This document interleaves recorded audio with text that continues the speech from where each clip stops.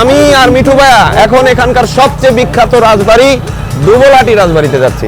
এদিকে জঙ্গল টঙ্গল হয়ে খুবই মেসাকার অবস্থা, জঙ্গলে ভরা, খুবই ঝুঁকিপূর্ণ। বিসমিল্লাহ, আল্লাহ হেফাজত করো।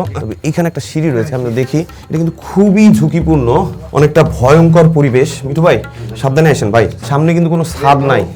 জানালাটা হচ্ছে এইটা, এই যে দেখেন, যে কোনো সময় ভেঙে পড়ে যেতে পারেন এখান দিয়ে। এই দিক দিয়ে দেখেন খুবই ঝুঁকিপূর্ণ, আরো উপরে ওঠা যায় জিনিসটা। আমরা এখন কিন্তু আরো উপরে উঠছি, একদম টপ ফ্লোরে আমরা চলে এসেছি। দেখেন কেমন ভয়ঙ্কর একটা জায়গা। এখানে ছাদ কিন্তু পুরোটাই ভেঙে গিয়েছে। আর সবচেয়ে মজার ব্যাপার হলো এদিক থেকে কিন্তু ওই ছাদে যাওয়া যায়। ভাই খুব ভয় লাগছে ভাই, সাবধানে ভাই। এই যে দেখেন সিঁড়ির অবস্থা দেখেন ভাই। রাজবাড়ি দেখাতে যায় জীবনের ঝুঁকি নিতে আমি নারাজ। এই অন্ধকার কুঠিরে একসময় অনেক ঘটনা ঘটতো, কিন্তু আজকে 200 বছর পরে এসে সেই ঘটনার অনেক অংশই বিলুপ্ত হয়ে গিয়েছে। বর্তমানে আমরা যে রাজবাড়ির সামনে দাঁড়িয়ে রয়েছি, এটা কিন্তু প্রায় 200 বছরের পুরনো। আর এই রাজবাড়ির প্রতিষ্ঠাতা ছিলেন রাজা রঘুনাথ। আজকে আমরা নওগাঁ জেলার এমন একটা রাজবাড়িতে চলে এসেছি যেখান দিয়ে পুরো নওগাঁ শহর থেকে শুরু করে দিনাজপুর, রংপুর, পাবনা, বগুড়া, এমনকি ভারতেরও কিছু অংশ শাসন করা হতো। তবে এই জাঁকজমকপূর্ণ বাড়িটি কিভাবে এরকমের একটা জরাজীর্ণ বাড়িতে পরিণত হলো, সেই গল্পই থাকছে আমাদের আজকের এই ভিডিওতে। তাহলে চলুন না শুরু করি আজকের ভিডিও।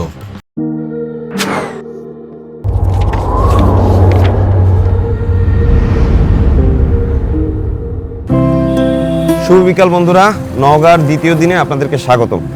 আর আজকে আমি আমার শ্বশুর বাড়ি থেকে রওনা দিয়েছি এখানকার সবচেয়ে বিখ্যাত জমিদার বাড়ি দেখার জন্য। মূলত আমার শ্বশুর বাড়িটা হচ্ছে নওগাঁর দুবলহাটি রোডে অবস্থিত। আর এই রোডের শেষ মাথায় একটা জমিদার বাড়ি রয়েছে, আর সেটার নামও হচ্ছে দুবলহাটি জমিদার বাড়ি।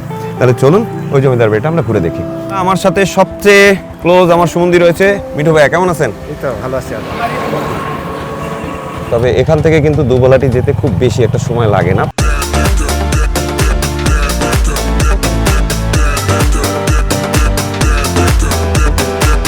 তবে এদিকে এসে কিন্তু কিছু ভাঙা রাস্তা চোখে পড়লো আমাদের। এদিকে রাস্তাঘাট খুব একটা ভালো নয়, তবে পুরা রাস্তা কিন্তু এরকমের নয়, কিছুটা পথ ভাঙা, আর সামনে থেকে কিন্তু আবার ভালো রাস্তা শুরু হয়ে যাবে। এই দুবলাটি রাজবাড়ি নওগাঁ শহর থেকে 7 কিলোমিটার দূরে অবস্থিত। আপনারা যারা ঢাকা থেকে আসবেন, যাদের কোনো আত্মীয় স্বজনের বাড়ি এখানে নেই, তারা যদি যেতে চান তাহলে আপনারা এখান থেকে অটো রিক্সা পাবেন বা অটো গাড়ি পাবেন।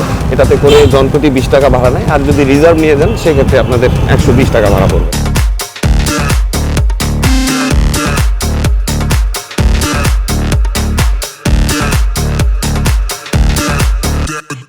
দেখতে দেখতে আমরা কিন্তু এখানকার বিখ্যাত দিগরি বিলে চলে এসেছি। আমার এই সাইডে রয়েছে বিল, আবার এই সাইডেও রয়েছে বিল।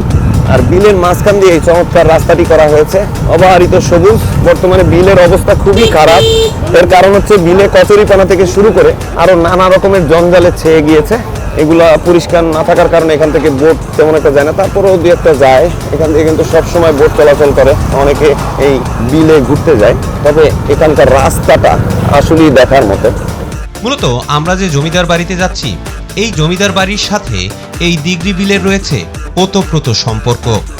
আর ওই রাজার আমলে এই বিলের উপর দিয়ে কিন্তু এই রাস্তা ছিল না। রাস্তাটি বর্তমান আমলে আব্দুল জলিল নির্মাণ করেছেন। তার আগে এই জায়গাটা নৌকা দিয়েই পারাপার হতে হতো। আর এদিকে আসলে আপনাদের চোখে পড়বে এই ট্রাক্টরগুলো। মূলত এগুলো দিয়ে ধান পরিবহন, গম পরিবহন, এছাড়াও ইট পরিবহনের কাজে ব্যবহার করা হয়। ওই যে দূরে যে গাছের ঝোপটা দেখা যাচ্ছে, ওখানে মূলত একটা পুকুর, ওটা আমার এক রিলেটিভের। আমরা আর এক পর্বে ওখানে ঘুরতে যাবো ইনশাআল্লাহ। ওই পুকুরে গিয়ে প্রায়শই আমরা মাছ ধরি, পুকুরে গোসল করি, বেশ ভালোই একটা এন্টারটেনমেন্ট হয়। বাট এই পুকুরে যাওয়ার জন্য কিন্তু এই বিলের ভেতর দিয়ে নৌকায় করে তারপরে যেতে হয়। দেখতে দেখতে আমরা কিন্তু দুবলাটি বাজারে চলে এসেছি। আর এখানে একটা 150 বছরের পুরনো স্কুল রয়েছে, যেটা এই দুবলাটির যে রাজা ছিলেন উনি নির্মাণ করেছিলেন 1864 সালে। আমরা বাজারের মধ্যে দিয়ে একটা শর্টকাট রোড দিয়ে এখন চলে যাব। এটা হচ্ছে দুবলাটি বাজার, আর এর ভেতর দিয়ে তৈরি করা রাস্তা। আর এখানে কিন্তু বেশ বড় বড় গাছ রয়েছে, এগুলো সবগুলোই 100 বছরের পুরনো। আর এই পাশে একটা দিঘি রয়েছে, এটাই হচ্ছে বিখ্যাত দুবলাটি রাজার দিঘি, রাজার আমলে তৈরি করা এটা। বর্তমানে এই দিঘির সামনে অনেক দোকানপাট রয়েছে। আবার সামনে গিয়ে আর একটা দিঘি রয়েছে, একসময় এখানকার যত প্রপার্টি ছিল সব প্রপার্টির মালিক ছিল এই হরনাথ রাজা, আর আজকে কিছুই নেই। এমনই জীবন আসলে। ধন সম্পদ দৌলত এগুলো আল্লাহ কাকে দিবেন আর কার কাছ থেকে উঠিয়ে নেবেন সেটা তিনিই ভালো জানেন। এই কারণে কোনো মানুষেরই ধন সম্পদ নিয়ে অহংকার করা উচিত নয়। আর দেখতে দেখতে আমরা কিন্তু সেই বিখ্যাত দুবলহাটি রাজবাড়ি চলে এসেছি। এই পর্যন্ত আসতে আমাদের এক্স্যাক্টলি 10 মিনিট সময় লাগলো। আর আমার সামনেই হচ্ছে দুবলহাটি রাজবাড়ি। চলুন আস্তে আস্তে ভেতর থেকে আপনাদেরকে ঘুরে দেখান। রাজবাড়ির সামনে যে দিঘিটির কথা বলেছিলাম এটা হচ্ছে সেই দিঘি। আর বর্তমানে কিন্তু এখানে প্রচুর মাছ চাষ করা হচ্ছে, অসংখ্য মাছ রয়েছে। আর ঠিক অপোনেন্ট সাইডেই রয়েছে বিখ্যাত রাজবাড়িটি। এটা খুবই চমৎকার। এক সময় কিন্তু ওই উপরে সিংহের দুটো মূর্তি ছিল এবং ওগুলো স্বর্ণ এবং রূপার প্রলেপ দিয়ে তৈরি করা ছিল। দেশ বিভাগের পরে যখন এখান থেকে রাজা এবং তার পরিবাররা চলে যায় তারপরে কিন্তু সব এখান থেকে লুটপাট হয়ে গিয়েছে, এমনকি দরজা জানালাও খুলে খুলে নেওয়া হয়েছে। বর্তমানে এটা একটা ভাঙা পরিত্যক্ত রাজবাড়ি আর খুবই ঝুঁকিপূর্ণ অবস্থায় রয়েছে।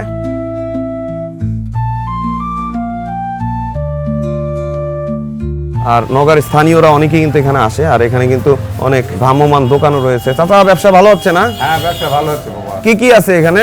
এটা 12 বাজার দোকান। ও 12 বাজার দোকান না? আর সবচেয়ে মজার ব্যাপার হচ্ছে এই রাজবাড়িতে ঢুকতে হয় একটা অদ্ভুত গেট দিয়ে। আপনারা দেখলে মনে হবে যে আপনারা কোনো গহীন গুহার ভেতরে প্রবেশ করছেন।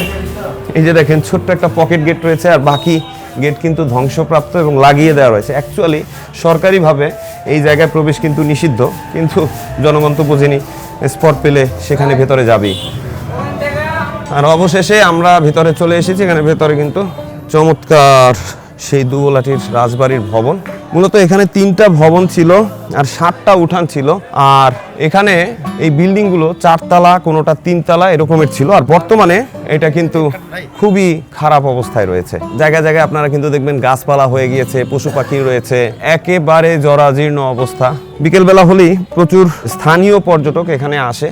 তার পাশাপাশি অনেক ধরনের অকারেন্সও হয়। আসলে এখানে কোনো নিরাপত্তা ব্যবস্থা বা প্রশাসনের কোনো হস্তক্ষেপ নেই, যার কারণে এখানে ওই রকমের ভালো এনভায়রনমেন্ট নেই। তারপরও এটা কিন্তু একটা ঘোরার জায়গা। আর রিসেন্টলি এখানকার এই নওগাঁর যত টিকটকার, ইউটিউবার বা অন্যান্য প্ল্যাটফর্মের লোকজন রয়েছে তারা কিন্তু এই জায়গাটা খুবই পছন্দ করে। অনেকে বিয়ের ছবি টবি তোলার জন্য আসে, কারণ পুরনো রাজবাড়ি দেখতে খুব সুন্দর, ভালো ভালো ছবি আসে, এই জন্য আসে। ডিজাইন খুবই চমৎকার। আমরা এখন এই রাজবাড়ির ভেতরে যাব। আর পেছনের অংশে কি রয়েছে আমরা একটু ঘুরে দেখি। এখান দিয়ে দেখেন এই রাজবাড়িটা কিন্তু অতীব চমৎকার করে বানানো। আর পুরো স্ট্রাকচার কিন্তু সেই আদি আমলের আয়রন স্ট্রাকচার দিয়ে তৈরি করা, যদিও বেশিরভাগই খুবই ঝুঁকিপূর্ণ, যে কোনো সময় ভেঙে মাথার উপরে পড়তে পারে। সব কিছুই ভাঙাচোরা এখানে। তাই আপনারা যদি কখনো আসেন তাহলে অবশ্যই সাবধানতা অবলম্বন করবেন। আর পরিবেশটাও কিন্তু খুবই নোংরা, মানে একটা ভালো ফ্যামিলি নিয়ে আসার মতো পরিবেশ কিন্তু এখানে নেই। আর রক্ষণাবেক্ষণের অবস্থা তো দেখতেই পাচ্ছেন, খুবই চমৎকারভাবে রক্ষণাবেক্ষণ করা হচ্ছে, গাছপালা গজিয়ে গিয়েছে। আর এই সাইডে সিঁড়ির উপরে ওঠার একটা জায়গা রয়েছে, ওইদিকে সিঁড়ি কিন্তু খুবই ঝুঁকিপূর্ণ। আর নিচে দেখেন এখানে গাছপালা গজিয়েছে। আপনারা যখন চলাফেরা করবেন তখন সাবধানতা অবলম্বন করবেন। আর এখানে দেখেন খুবই দুর্গন্ধযুক্ত জিনিসপত্র, এই ঝোপের মধ্যে সাপ থাকতে পারে, তাই সাবধানে চলাফেরা করবেন। এই যে দেখেন ভেতরের পরিবেশ, দেখেন এইখানে কিন্তু পেছনে যাওয়ার একটা জায়গা রয়েছে। আমরা এখন পেছনের দিকে যাচ্ছি, খুবই ভুতুরে একটা পরিবেশ। আর এখানে গিয়ে আমরা কিন্তু একটা চমৎকার জিনিস পেয়ে গেলাম। এই রাজবাড়ির একটা আদি কুয়ো রয়েছে এখানে, এবং এই কুয়াটা কিন্তু বর্তমানে পরিত্যক্ত, কিন্তু আদি একটা রাজকীয় ফিল কিন্তু আপনারা এই কুয়ার সামনে আসতে পাবেন। এক কথায় ভয়ঙ্কর বলতে পারেন। আর ভেতরের পরিবেশ দেখে কিন্তু আপনারা মুগ্ধতায় ভরে যাবেন, খুবই নোংরা।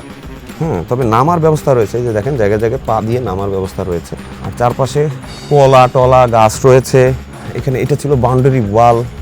এইদিকে যে ভবনটা রয়েছে এটা কিন্তু খুবই ঝুঁকিপূর্ণ। চলুন আমরা ভেতর থেকে একটু দেখে আসি।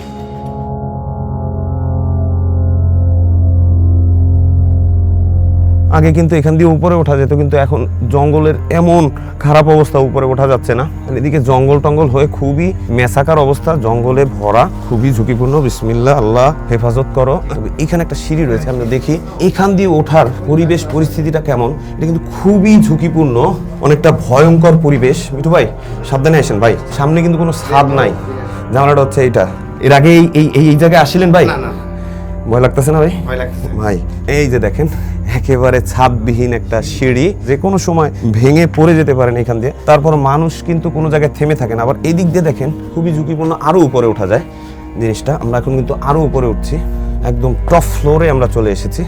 দেখেন কেমন ভয়ঙ্কর একটা জায়গা। এখানে ছাদ কিন্তু পুরোটাই ভেঙে গিয়েছে। একসময় এখানে সিলিং ছিল, লোকজন বসবাস করতো। আজকে অযত্ন অবহেলায় খুবই জরাজীর্ণ অবস্থায় এটা পড়ে রয়েছে।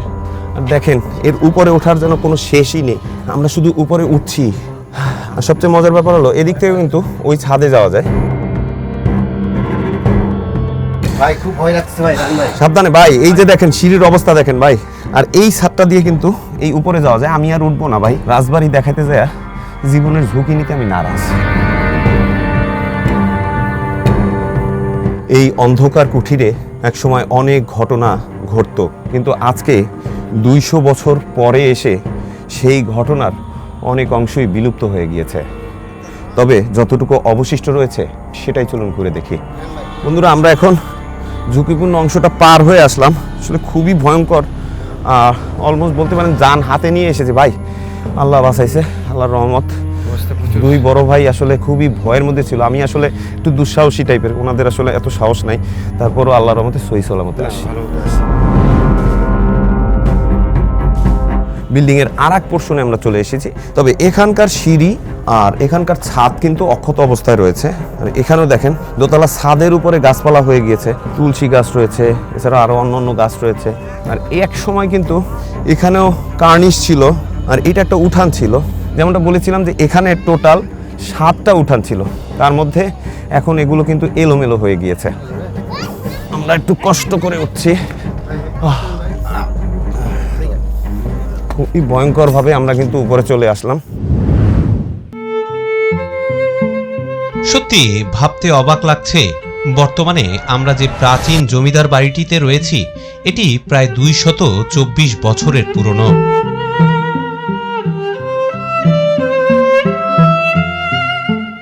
প্রায় 1800 থেকে 1900 শতকে নির্মিত এই রাজবাড়িটি ছিল তৎকালীন সময়ে রাজশাহী বিভাগের সবচেয়ে প্রভাবশালী ব্যক্তির রাজপ্রাসাদ।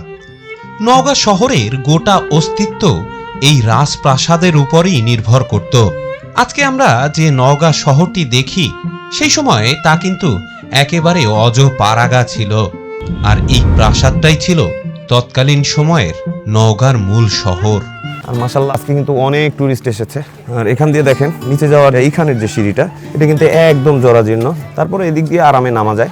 মূলত টুরিস্টরা কিন্তু এই পোর্শনেই ঘোরাফেরা করে, আর ওই দিকের ওই ভাঙা পোর্শনে সহজে টুরিস্টরা যায় না। আর আপনারা যদি কখনো আসেন তাহলে ইনশাল্লাহ ওইদিকে যাবেন না, কারণ ওটা খুবই ঝুঁকিপূর্ণ জায়গা। আমরা শুধুমাত্র ওইটা দেখানোর জন্য আপনাদেরকে একটু ঘুরে দেখালাম। তবে এখান থেকে উপরের ভিউ কিন্তু খুবই চমৎকার। এটা দেখেন কতটা ঝুঁকিপূর্ণ জায়গায় আমি দাঁড়িয়ে রয়েছি শুধুমাত্র আপনাদেরকে একটু দেখানোর জন্য। দেখেন খুবই জীবনের ঝুঁকি নিয়ে হাঁটছি আমি এখন বর্তমানে। এখানে ছাদের পরিবেশটা খুবই সুন্দর।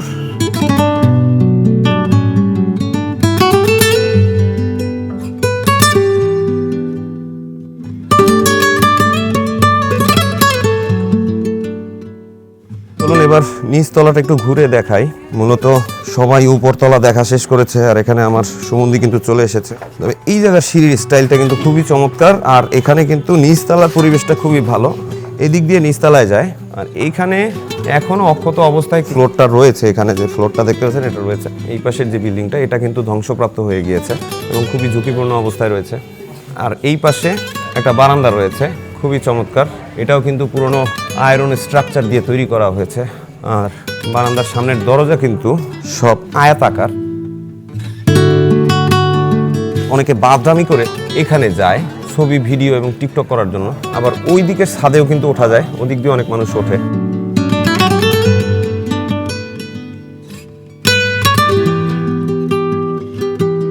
আর অবশেষে দোতলাটা দেখে এখন আমরা নিচে নেমে আসছি। এদিকে কিন্তু চমৎকার ঘোরানো সিঁড়ি ছিল এক সময়, এগুলো কিন্তু এখনো পরিত্যক্ত অবস্থায় রয়েছে, জরাজীর্ণ, ধ্বংসপ্রাপ্ত হয়েছে।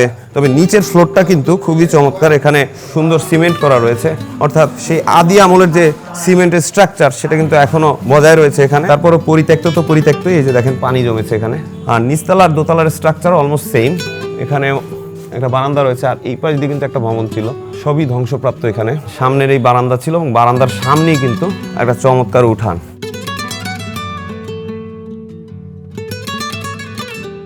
মূলত রাজা রঘুনাথ নামক একজন ব্যক্তি এই জমিদার বাড়িটা প্রতিষ্ঠা করেছিলেন, কিন্তু আশ্চর্যের বিষয় হচ্ছে তিনি কিন্তু জন্মগতভাবে রাজা ছিলেন না। প্রাথমিক পর্যায়ে তিনি একজন লবণের ব্যবসায়ী ছিলেন এবং পরবর্তীতে তিনি স্বপ্নে দেখেন যে এখানে এই যে দিঘি বিল রয়েছে, এই বিলের ভেতরে একটা মূর্তি রয়েছে, আর মূর্তিটির নাম ছিল রাজেশ্বরী মূর্তি। আর এটা হিন্দু ধর্মের জন্য অত্যন্ত গুরুত্বপূর্ণ একটা মূর্তি। ওই মূর্তিটি তৎকালীন সময়ে তিনি উঠিয়ে ওখানে একটা বেদি স্থাপন করেন এবং ওখানে মূর্তিটি রাখেন। তারপর থেকে ওনার ব্যবসা বাণিজ্য দিনে দিনে উন্নতি হতে শুরু করে এবং আস্তে আস্তে ওনার সম্পদ বিশাল পরিমাণ হয়ে যায় এবং পরবর্তীতে তিনি এখানে এই রাজপ্রাসাদটা নির্মাণ করেছিলেন। এক কথা বলতে গেলে তিনি কিন্তু জমিদার ছিলেন। এটা ছিল একটা মতবাদ। আরেকটি মত অনুসারে রাজা রঘুনাথ তৎকালীন সময়ে এখানে কিন্তু কোনো ফসল না হওয়ার কারণে উনি বেশিরভাগ জায়গা ইজারা নিয়েছিলেন এবং এই ইজারাকৃত জায়গায় প্রচুর মাছ ধরা হতো এবং সেই মাছ ধরে তিনি অত্যন্ত বড়লোকে পরিণত হন এবং পাশাপাশি তার লবণের ব্যবসাও ছিল। এই খবরটি তৎকালীন মুর্শিদাবাদের নবাবের কাছ পর্যন্ত চলে যায়। এরপরে নবাবের টনক নড়ে আর নবাব যথারীতি তার পাইক পেয়াদা এখানে পাঠিয়ে দেন এবং তাকে মুর্শিদাবাদে নিয়ে গিয়ে কর দেওয়ার জন্য অনুরোধ করেন। আর আপনারা তো জানেনই, নবাবকে কর না দিলে সেটা কিন্তু ভীষণ বিপত্তি ডেকে আনে। তখন রাজা রঘুনাথ বললেন যে এখানে আমাদের কোনো ফসল হয় না, এখানে চারপাশে প্রচুর বিল আর এই বিলে প্রচুর কই মাছ হয়, সুতরাং আমি আপনাকে কই মাছ কর হিসাবে দিতে পারবো। এবং তৎকালীন সময় তিনি 22 কাহন কই মাছ কর হিসাবে দিয়েছিলেন আর এক কাহনে 20,000 করে কই মাছ থাকে। এভাবে তিনি কর প্রদান করে এই রাজ্যে তার প্রতিষ্ঠা স্থাপন করে। আর পরবর্তীতে তার ছেলে রাজা হরনাথ রায় এই জমিদার বাড়ির ব্যাপক উন্নতি সাধন করেছিলেন। তার পাশাপাশি এই এলাকার শিক্ষা ব্যবস্থা উন্নয়নে ব্যাপক ভূমিকা পালন করেছিলেন। তিনি তৎকালীন সময়ে প্রায় 150 বছর আগে এখানে দুটো বিখ্যাত স্কুল প্রতিষ্ঠা করেছিলেন, যার একটা হচ্ছে রাজা হরনাথ রায় উচ্চ বিদ্যালয় আর আরেকটা হচ্ছে নওগাঁর বিখ্যাত কেডি স্কুল। যদি আমরা সময় পাই তাহলে ওগুলো আপনাদেরকে আমরা ঘুরিয়ে দেখাবো।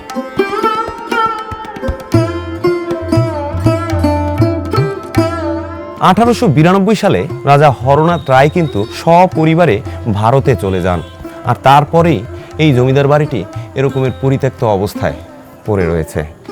আসলে এক সময় কত শান শৌকত আভিজাত্য এখানে ছিল, আর আজকে শুনশান নীরবতা, শিয়াল কুকুরের ডাকাডাকি, মানুষের ময়লা আবর্জনা নোংরা, এমনই হয়। সব কিছুই এই পৃথিবীতে ধ্বংসশীল। সুতরাং আমাদের প্রতিটা মানুষেরই মনে রাখা উচিত সব কিছুরই একটা শেষ আছে, আর এই দুনিয়াতে অত্যাচার করা কখনোই ঠিক নয়। রাজা হরনাথ রায় এবং রঘুনাথ রায় ওনারা কিন্তু যথেষ্ট ভালো প্রকৃতির শাসক ছিলেন, তারপরও টুকটাক জমিদারি অত্যাচার তো থাকেই।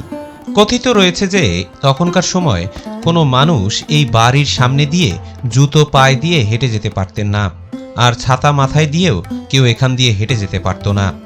আর এমনটা হওয়ার কারণ হলো তখনকার সময় প্রায় দিনাজপুর, পাবনা, বগুড়া, রংপুর, ভারত এমনকি সিলেটেরও কিছু অংশ নিয়েছিল এই জমিদারিত্ব। হয়তোবা এত সম্পদের অহংকারী এরকমের ছিলেন তখনকার রাজারা। তবে তারা কিন্তু বেশ কিছু ভালো কাজও করে গিয়েছেন। ওনারা কিন্তু এখানে জমিদারি প্রথা মেনে সব ধরনের জলসা মজলিস এগুলো কিন্তু হতো। আর এখানে কোনো কোনো ঘর রয়েছে জলসা ঘর, আর সেই ঘরের একটা হচ্ছে এটা তখনকার সময় জলসা ঘর হিসাবে ব্যবহৃত হতো, আর এখানেই বাইজিরা নাচানাচি করতো। সুতরাং বন্ধুরা, ভয়াল এই দুবলহাটি রাজবাড়ি থেকে আজকের মতো আমরা এখানেই বিদায় নিচ্ছি। ইনশাল্লাহ নওগাঁ ভ্রমণের অন্য পর্বে আবার আপনাদের সাথে দেখা হচ্ছে। সে পর্যন্ত তাহলে বিদায়। আসসালামু আলাইকুম রহমতুল্লাহ।